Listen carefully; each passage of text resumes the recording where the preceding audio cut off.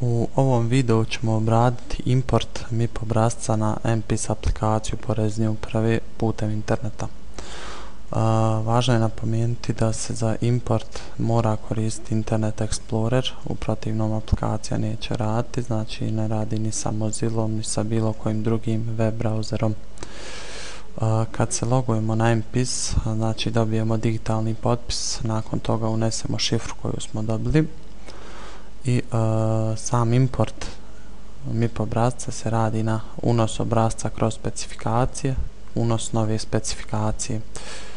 Unesemo datum prijema, recimo današnji datum. Odaberemo tip obrasca, to je obrazac 1023, broj predatih zahtjeva 1, nevezano koliko je radnika obrađeno u MIP obrascu, predajemo 1 zahtjev. I datoteka za unos idemo browse, odabiremo u stvari export XML o kojem je bilo priče i ranije. Nakon toga idemo počni unos i time postupak završen. Mi smo već importovali ovaj MIP obrazac, tako da nećemo sad. Možete predati više MIP obrazaca, recimo importujete jedan, napravite drugi, pa importujete njega treći, peti, deseti nevezano.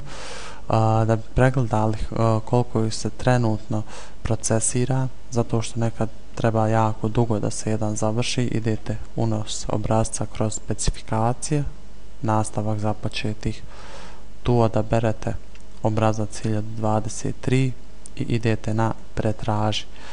Tu će vam biti prikazani svi MIP obrasci koji su trenutno u obradi.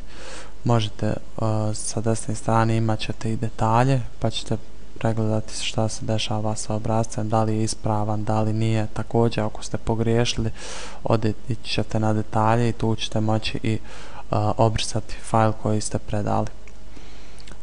Također imamo u istoj sekciji i pregled procesiranih. Izaberemo obrazac 1023 i kažemo pretraži i automatski će nam se izlistati svi MIP obrasci koje smo predali.